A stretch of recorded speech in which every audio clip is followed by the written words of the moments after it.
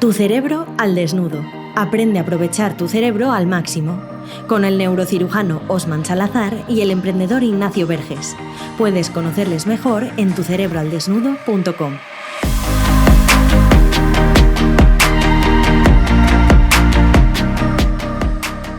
Te damos la bienvenida una semana más al podcast de Tu Cerebro al Desnudo, ese apasionante viaje hacia el conocimiento de nuestro cerebro para potenciarlo al máximo en nuestro día a día. Y estamos aquí ya con episodio número 14. Para ello tenemos a nuestro querido neurocirujano Osman, que ha estado de vacaciones. ¿Qué tal ha ido esas vacaciones, Osman?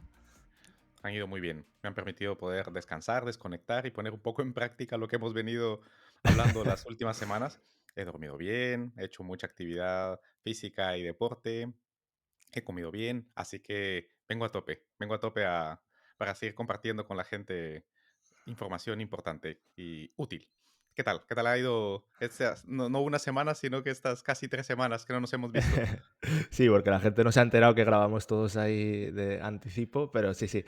Pues bien, también de vuelta a España por Semana Santa, unos días de desconexión con familia y amigos, y ahora ya vuelta aquí en Países Bajos con las pilas recargadas a tope. Así que, además, esta semana es necesario que estemos bien frescos porque tenemos un tema muy interesante. Cuéntanos de qué vamos a hablar, Osman. Vamos a hablar del cerebro y el aprendizaje. ¿Cómo aprende nuestro cerebro? Y realmente es un tema que creo que nos sirve para sintetizar la información que hemos venido transmitiendo durante no solo las últimas semanas, sino que en general en todo el podcast. Y también nos permite como que sirva de plataforma de base para los temas que están por venir. Un aspecto muy importante que quiero recalcar es que nuestro cerebro aprende, sí o sí. De hecho, la naturaleza evolucionó el cerebro como una medida para poder sintetizar esa capacidad de aprender y organizarla. Nuestro cerebro es el órgano de aprendizaje por excelencia. Vamos a entrar a una dinámica distinta que ya le explicarás en un momento, pero recordar que todo lo que nos sucede es porque lo hemos aprendido. Es decir, nuestro estado de ánimo es aprendido. Las costumbres que tenemos son aprendidas. Nuestras creencias son aprendidas. Nuestros hábitos, nuestras conductas, buenas y malas, etcétera, todo es aprendizaje. De allí la importancia del tema de hoy. Eso es, yo creo que era necesario hacer el tema de hoy. Y como bien decías, Osman, pues estuvimos hablando Osman y yo y hemos pensado una nueva dinámica para este episodio porque había muchas preguntas, hablábamos con mucha gente que escucha este podcast y surgían muchas preguntas, y entonces decidimos cambiar y decir, vale, vamos a preguntarle a nuestros oyentes, lo hicimos en Instagram, lo hemos hecho también por privado con algunos, qué es lo que les interesa de este tema. Nos han lanzado varias preguntas muy interesantes y vamos a ir a exprimir a Osman a saco con todas estas para resolverlas. Así que nada, vamos a empezar. La primera pregunta que hay que hacerla y que es obvia es ¿cómo aprende nuestro cerebro realmente? Nuestro cerebro, como lo dije previamente en la introducción, lo que hace el cerebro por excelencia es aprender. Y lo hace a través de incorporar la nueva información, que le llamamos conocimiento, para adaptarse al medio. ¿Y cómo hace esto? Lo hace a través de seguir las leyes de la física, la química y la biología, algo que recalcamos constantemente aquí. No hay nada mágico acerca del proceso de aprender. Cuando se incorpora nueva información, se estimulan nuevas vías neuronales, literalmente pasa más mensaje eléctrico por las neuronas encargadas de la función que se va a aprender. Ahora iremos viendo esto. Los neurotransmisores, los químicos del cerebro, también aumentan o disminuyen su producción en las áreas que estimuladas según el aprendizaje, y también cambia la estructura, es decir, la anatomía de nuestras neuronas y de nuestras regiones cerebrales. En otras palabras, aprendemos a base de que nuestro cerebro cambia a nivel físico, químico y biológico. Vale, esto creo que responde un poco a la siguiente pregunta, pero te quería hacer, porque en el colegio nos enseñan mucho, yo creo, a memorizar. Tenemos un examen, tenemos que memorizar un tema y lo hacemos a base de leer repetidamente algo. Entonces, ¿memorizar algo es lo mismo que aprenderlo o cuándo realmente se considera que hemos aprendido algo? La memoria es parte del proceso de aprendizaje. De hecho, el aprendizaje pertenece a un grupo de funciones cognitivas que están íntimamente relacionadas. La memoria, la atención, la motivación, el lenguaje influyen en el aprendizaje, incluso en el aprendizaje de que se llama aprendizaje implícito o procedimental, aquello que hacemos con el cuerpo y que no se verbaliza, también influye en estas áreas. Entonces, respondiendo a la pregunta, ¿la memoria es lo mismo que aprendizaje? No, la memoria es una de las funciones que intervienen en el aprendizaje. Y memorizar algo no es lo mismo que aprenderlo. Es decir, recitar un dato no es lo mismo que saber todas sus implicaciones, sus consecuencias, saber cuándo se utiliza. La forma más fácil de ponerlo, una palabra.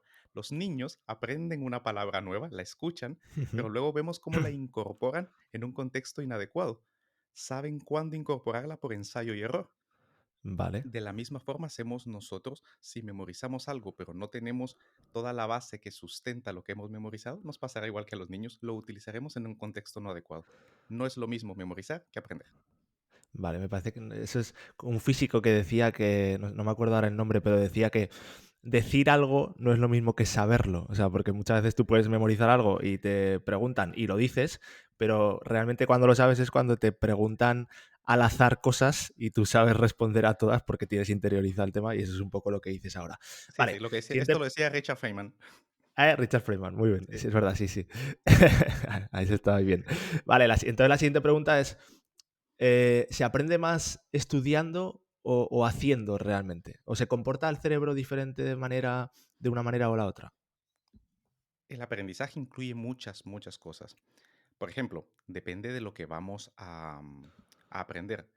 Sin embargo, estudiar, vamos a referirlo únicamente como codificar la información, introducir la información en el cerebro. A eso le llamamos estudiar. Y la otra es utilizar la información. Definitivamente lo que llamamos hacer. Definitivamente se aprende más haciendo, incluso en cuestiones teóricas. Voy a poner algo que es relativamente complicado. Por ejemplo, medicina necesita mucha memoria. Derecho, abogado, necesita mucha memoria. Es grandes cantidades de información que parece que no tienen mucho contexto, mucho hilo lógico muchas veces. No es lo mismo únicamente leer, leer, leer, estudiar, estudiar, a entrar a utilizar esa información de una forma más activa, a hacer cosas con esa información. A mayor cantidad del cerebro involucrado en aprender una nueva habilidad o concepto, se incorpora mejor y se aprende mejor. En otras palabras, se aprende más haciendo que estudiando, definitivamente. Y eso podría ser, aquí igual me voy a tirar un triple porque ya me creo casi neurocientífico de tanto hablar contigo, pero que podría decirse que es que cuando tú estudias algo estás trabajando básicamente la parte de la memorización, pero cuando haces algo y lo aprendes haciendo, es cuando realmente te cambia esa estructura del cerebro que hablabas antes. ¿Es Más o por eso? menos, más o menos, vas bien encaminado. Cuando se estudia, lo primero es que se estimula el área, normalmente el área visual o el área auditiva, que es por donde escuchamos o vemos la información, y luego de una forma débil se activan las zonas del cerebro que van a estar implicadas en, en luego traer a la vida real esa información. Pero cuando se hace, esta estimulación de las otras áreas es mayor. Voy a poner un ejemplo concreto. Cuando tú estás estudiando un idioma, por ejemplo, que estás Ujú. memorizando palabras, verbos, etcétera, únicamente tienes el área visual, si lo estás viendo, y el área auditiva, y muy poco las áreas asociativas. Cuando estás en un país extraño, estás hablando con un extranjero en el idioma que quieres aprender y tienes que formular la oración, es algo completamente distinto. Las áreas Ya. asociativas del lenguaje, en las áreas de, por ejemplo, si vas a preguntar dónde está el baño, voy a algo que es muy útil en Ujú. cualquier idioma, inmediatamente tienes que ver a tu interlocutor, pensar en qué es lo que vas a decir, pensar en el espacio, se estimula la zona parietal, la zona temporal, la zona occipital, la zona frontal para poder organizar lo que vas a decir. En otras palabras, la implicación de zonas del cerebro cuando se practica algo de forma real es mucho mayor y hace que se integre mejor el conocimiento. Se aprende más haciendo que estudiando. Vale, además has nombrado el tema de los idiomas y esta pregunta salió, hubo varias personas, concretamente Daniel y Sandra, que nos preguntaban que, claro, cuando tú aprendes un idioma es mucho más difícil de adulto que de joven, entonces, ¿por qué pasa esto realmente? Los jóvenes, o sea, bueno, los niños, principalmente los niños, nacemos con un cerebro capaz de poder aprender cualquier idioma. No es que cuando nacemos ya traemos el instinto del lenguaje, como normalmente se le llama. No, es que nuestro cerebro viene desarrollado para poder adquirir las habilidades del lenguaje, cualquier idioma que fuese. Y esto se va perdiendo a medida que vamos creciendo. Un niño, no importa un ejemplo, un niño de China lo llevan a Estados Unidos, aprenderá inglés perfecto como nativo y no aprenderá chino, o aprenderá español, o portugués, o ruso, o suajili, cualquier idioma. Es porque nuestro cerebro viene capacitado para eso. A medida que vamos creciendo y utilizando solamente un idioma, como mencionamos, llega el momento de la poda sináptica y todas esas conexiones que no se estimularon se pierden. Por tanto, a los niños pequeños, sobre todo después de la primera infancia, la niñez y la preadolescencia, es el momento para que aprendan los idiomas a nivel nativo, porque es cuando su cerebro hará esas conexiones. Luego se puede aprender, por supuesto, pero requerirá un esfuerzo mayor, porque la capacidad de generar conexiones es menor. Esa es la razón. O sea, que es un tema biológico que tampoco podemos hacer mucho en contra de eso. O sea, avanza nuestro cerebro así con la edad y ya está. Sí, lo único es que la gente luego, cuando sabe esto, tiende a decir, ah, bueno, pues como soy mayor ya no voy a aprender el idioma. Eso es completamente falso. Lo que Ya, sucede es que, por ejemplo, España tiene mucho este país, tiene mucho este problema, perdón, que y, diría que es universal prácticamente en cuanto al idioma. Los idiomas que se aprenden en los establecimientos educativos como una asignatura no sirven absolutamente para nada para aprender el idioma. Por ejemplo, en ya, Latinoamérica se aprenden los idiomas cuando se dan los cursos en ese idioma específico por hablantes nativos y lo utilizas día a día para hablar con tus compañeros, para hablar con los claro. profesores, etcétera. ¿Cuántas veces no ha habido gente en España que haya tenido 10, 12 años de educación en inglés y luego es incapaz de realmente poderse comunicar con gente en el extranjero en inglés? Y esto es porque una asignatura no es lo mismo que un idioma. Tiene que haber una inmersión total. Lo mismo para los idiomas o lo mismo para cualquier cosa que queramos aprender. Totalmente. De hecho, aquí en Países Bajos a mí me choca que los niños no empiezan a dar inglés hasta los 10 años en el colegio, muchísimo más tarde que en España, y sin embargo el nivel que tienen luego es infinitamente mayor, o sea que, que es un poco por eso. Vale, Bueno, hay también es verdad en esto un pequeño paréntesis, es que el neerlandés es un idioma que tiene un origen lingüístico muy parecido, es un idioma celta, entonces es un idioma muy parecido al Vale. inglés. Eso también lo hace que sea más fácil. Ah, amigo, vale, vale, vale, vale. Ese Hay es el truco truco, también. hay truco. Vamos a consolarnos así, pues. Momento de dar una pausa a tu cerebro para aprender mejor. Otra pregunta que también va un poco al hilo de esta evolución en la edad o de la genética de cada uno, pero que han coincidido varias personas, que es muy interesante, y dice, ¿por qué nos cuesta más aprender unas cosas que otras? Por ejemplo, imagina que alguien tiene mucha facilidad para las matemáticas o para las ciencias y a otra se le da muy bien los idiomas o el lenguaje o algo más relacionado con las artes. O sea, ¿qué tenemos diferente en nuestros cerebros para que se nos dé más bien aprender una cosa u otra? Esta es la pregunta del podcast. Vamos a circunscribir, definitivamente se puede aprender cualquier cosa, pero vamos a suscribirla en 4 grandes grupos. El grupo que requiere conocimiento teórico, aquí entra todo lo escrito. Aquí entra los 2 ejemplos que puse antes, el abogado, el médico, el ingeniero, etcétera, etcétera. Todo lo que requiere aprendizaje de conceptos y de teorías. Luego viene el aprendizaje de habilidades. Aprender a jugar al fútbol, artes marciales, tenis, nadar, etcétera. Las habilidades artísticas son distintas a las deportivas. La capacidad de generar un concepto y de poderlo plasmar. Ese es el tercer grupo. Y el cuarto grupo, que esta parte es muy importante, es la capacidad de poder integrar la información y de poder transmitirla. Por eso vemos que no necesariamente aquella persona que sabe hacer algo lo puede transmitir. Vamos por grupos. Las zonas cerebrales implicadas son completamente distintas. Cuando me preguntaste acerca de la memoria, por ejemplo, la memoria es distinta para el área de la visión, para los sonidos, para los olores. El aprendizaje le ocurre algo similar. Se aprende distinto por distintas vías.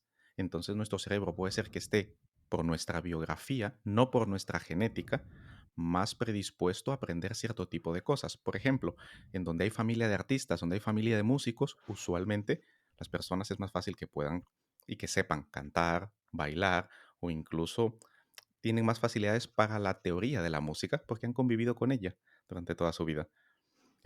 No necesariamente tiene que ser así, pero en familias de ingenieros, Ujú. matemáticos o físicos es más probable que se tenga mayor facilidad para las matemáticas. Lo mismo para los idiomas.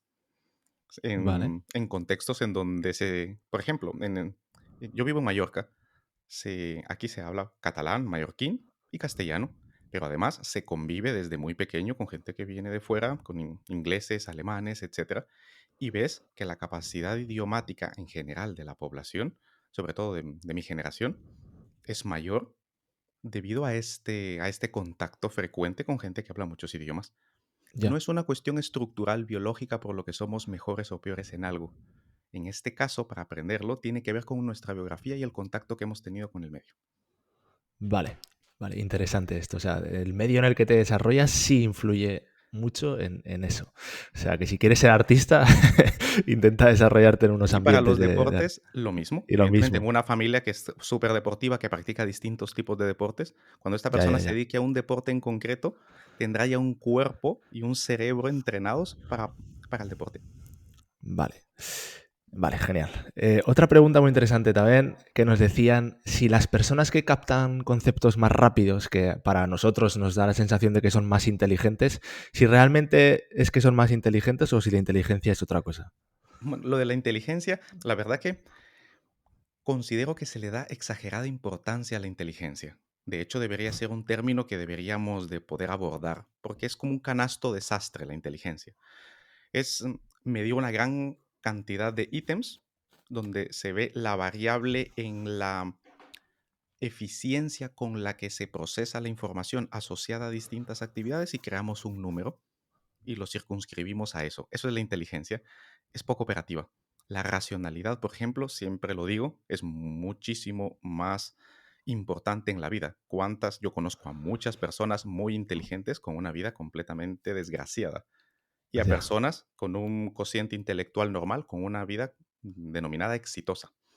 Entonces, a lo que me preguntas específicamente, las personas que dan alto en los ítems de cociente intelectual tienen un cerebro más eficiente porque procesa más rápido la información, eso es verdad, porque estructuralmente tiene la capacidad de poder aprender más em, información en menor tiempo, gracias a que la procesa más vale, rápido. Ahora bien, eso no se traduce a todas las habilidades, es específico de cada habilidad. Y lo más importante aquí es el método que se emplee para poder adquirir la información. Muchas de las personas que dan positivo o notas muy altas en test de cociente intelectual, algunos de ellos, tienen ciertas dificultades para aprender mm, cuestiones procedimentales, es decir, prácticas, como un deporte o como una actividad como bailar, como nadar, por ejemplo, y algunas veces incluso con transmitir lo que saben. Entonces, no necesariamente una persona que tiene un cociente intelectual muy alto, necesariamente significa que lo puede hacer todo y que todo lo va a hacer mejor que los demás. vale, vale. Y oye, hemos hablado más de los niños y ahora hablando un poco más de los mayores, de los ancianos. ¿Qué pasa con estas personas que tienen a lo mejor enfermedad senil? Que lo que pasa es que no, o sea, no pueden memorizar el presente porque se les olvidan las cosas que acaban de hacer hace 5 minutos. ¿Hay alguna manera de estimular ese aprendizaje para que puedan aprender y retener lo que están haciendo en el presente? Mira, lo voy a enlazar justo con la pregunta anterior. Hay algo que sí se ha demostrado que no es que mejore nuestra inteligencia, pero sí mejora nuestro rendimiento. Siempre hago la diferencia entre estas palabras. Es la memoria de trabajo. Esta memoria que nos permite sostener datos en- durante un corto plazo y poder manipularlo. Por ejemplo, cuando se nos da, un ejemplo, una suma de unas 3 cifras, por ejemplo, eso requiere que mantengamos en la memoria e ir manipulando la información. Con la gente mayor, la que más se resiente es precisamente es esta, la memoria de trabajo. Entonces, lo primero desde la edad adulta, ir realizando ejercicios que estimulen la memoria de trabajo. Y Ujú. contrariamente a lo que se pudiera pensar de utilizar alguna aplicación específica para hacer una estimulación cognitiva, lo más importante es lo de siempre, el dormir bien, el comer bien, el hacer actividad física, el mantenerse sano a nivel corporal, nos mantiene sano a nivel cerebral. Y aquí el aspecto de las relaciones, la relación social, la estimulación cognitiva Ya. demandante que nos mantenga siempre atentos, nos mantenga siempre al límite, eso es el mejor factor protector para la demencia senil y para la pérdida de la memoria de trabajo, que es lo que se manifiesta en la demencia senil. Vale, muy interesante. Ahora vamos con una pregunta de Mario, que siempre tiene preguntas muy curiosas. ¿Lección dormida es una lección aprendida? Es decir, ¿es verdad que si estudias algo justo antes de dormir o cuando duermes se asientan más las cosas que has hecho ese día? Es verdad, como vimos en el capítulo, en el episodio del cerebro y el sueño, lo que sucede durante el sueño es que aumenta el número de conexiones, por una parte, y se consolida la información. Por lo tanto, el dormir bien es indispensable para aprender bien. Vale, pues sí, esa es la La respuesta. respuesta es sí. Y también nos preguntaba que por qué a veces hay estribillos, que esto es un poco curioso, ¿no? Porque a veces hay estribillos que se te quedan en la cabeza y no te los puedes sacar. Claro, porque el aprendizaje em, incluye múltiples funciones. Lo que mencionaba antes, la atención, este tipo de estribillos captan nuestra atención. La motivación, en este caso no tenemos una motivación especial para aprenderlo, pero la música tiene una vía directa al cerebro emocional e induce Ujú. respuestas emocionales. Y cuando a una pieza de información le asociamos una emoción, es más probable que se recuerde. Y luego Amigo. tiene este factor de repetición constante. Normal, Ya, cuando algo se repite constantemente, claro. consciente e inconscientemente, se va a memorizar seguro. Estos son los tres motivos por los cuales los estribillos no nos los podemos sacar de la cabeza. Vale, vale. Y cuando memorizamos algo, hay como, digamos, eh, hay un tiempo que suele durar esa cosa que memorizas en la cabeza, o hay un tiempo estipulado o no, o cada persona es un mundo. Sí, hay algo que se llama la curva de decadencia de lo aprendido, de lo memorizado. Y algunas personas, es verdad que memorizan más que otras, pero en general es una curva que cae de forma exponencial. Por lo tanto, prácticamente a la semana se ha olvidado el 75% de lo que hemos aprendido, solo memorizado. Eso estoy hablando cuando algo Ya, sí, sí, sí, simplemente sí. lo memorizamos. Sí, sí, sí. Y luego va cayendo y va cayendo, incluso al mes puede que no se recuerde nada. Para que se memorice de una mejor manera, lo volvemos al punto, estudiar o hacer. Cuando se hacen cosas, cuando se manipula esa información y se conecta con una serie de conceptos y habilidades que tenemos en nuestro cerebro, entonces esa memoria decae más lentamente. Y para evitarlo, es importante ir espaciando el aprendizaje. Cuando lo repasamos cada semana, por ejemplo, Ya. mantiene esa información disponible para su manipulación.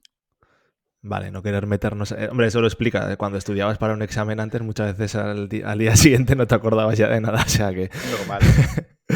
Vale, y esta pregunta es muy interesante también de Mario, que dice: ¿cómo funciona la memoria fotográfica? Esto sí Eso es que algo, hablamos siempre de que el cerebro es visual. sí, ahora bien, lo de la memoria fotográfica o imaginería idética, esto sí es una habilidad específica que muy pocas personas poseen y que es la capacidad de poder tomar desde el punto de vista visual, la conexión entre el área visual y el hipocampo en donde se guarda la memoria es, viene genéticamente mayormente reforzada por genética y viene con esa capacidad de tomar la foto y de memorizar de forma íntegra todos los detalles. Ahora bien, hay por ejemplo personas que se llaman savants, que son personas que tienen una habilidad exageradamente en algo, normalmente pertenecen al espectro autista, pero que luego son muy limitadas incluso en su día a día, y que tienen algo que se llama hipernesia. Por ejemplo, son capaces de memorizarlo absolutamente todo y con un detalle perfecto. Y aún así necesitan personas para que los vistan, por ejemplo. Lo Ya, que ya, ya. vuelvo con el punto de cuestiones como la inteligencia o como la memoria fotográfica. Esto en las películas se ve como que si son superhéroes. No, de hecho, normalmente este tipo de personas están luego limitadas bastante para su día a día. El memorizarlo todo, de hecho, es una maldición, más Ya. que una ventaja. Vale, vale. Y ya, penúltima pregunta para ir acabando. Fernando, que nos hacía una pregunta muy interesante en Instagram, que decía: ¿en el aprendizaje de un niño qué prevalece? ¿Lo que ve o lo que se le dice? Pues solo hace falta comer a un niño. Al niño le da igual lo que le digas, o sea, el niño va por libre, el niño va, cuando le dices no hagas esto y lo haces tú, el niño aprende, es aprendizaje vicariante total, es lo que ve. Y de hecho, cuando tú le corriges a un niño, el niño no corrige porque tú lo corrijas, sobre todo en el lenguaje. Un ejemplo, si tú utilizas una palabra mal, en Latinoamérica, o, bueno, o en general, lo he visto aquí en España también, en la segunda persona se utiliza mucho una S al final. Vistes, Sí. hiciste. Tú le puedes corregir a un niño, oye, mm, ¿por qué hiciste esto? Y le dices, mira, eso no lo tienes que hacer, pero te escucha y su cerebro automáticamente va a seguir reproduciendo el error, aunque tú le hayas dicho, no lo hagas. Ya. Los niños aprenden de forma completamente vicariante. Eso quiere decir lo que ven, no lo que les dices. Aprenden haciendo, que es lo que decíamos antes, y ahí se Aprenden ligan. haciendo. Eso, Ensayo y totalmente. error.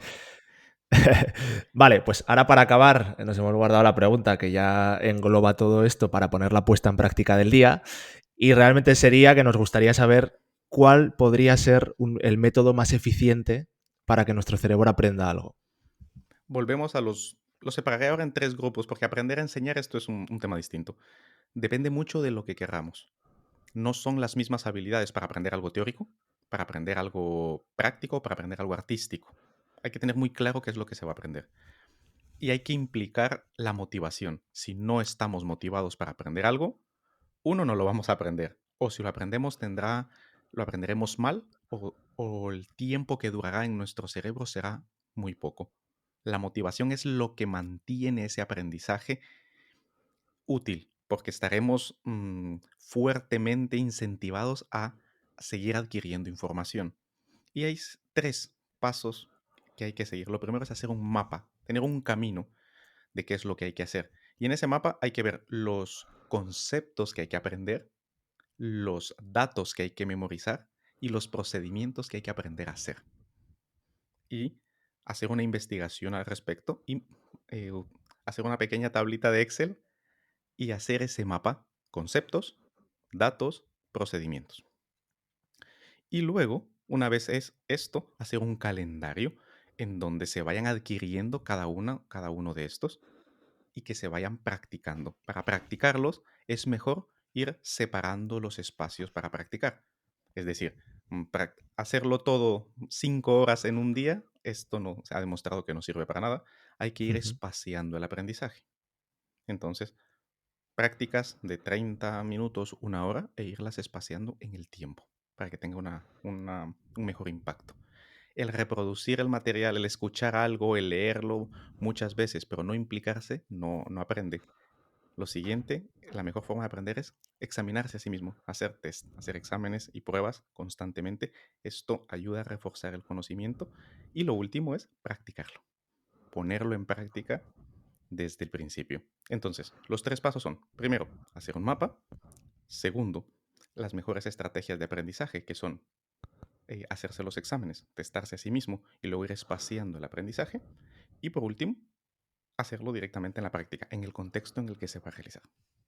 Bueno, pues ya sabes, si tienes esta semana algo que aprender, escúchate este podcast todas las veces que quieras, pero no basta con que lo escuches, tienes que ponerlo en práctica y poner este ejercicio que te ha dicho Osman en práctica, que es la mejor manera, y ya nos cuentas si te funciona.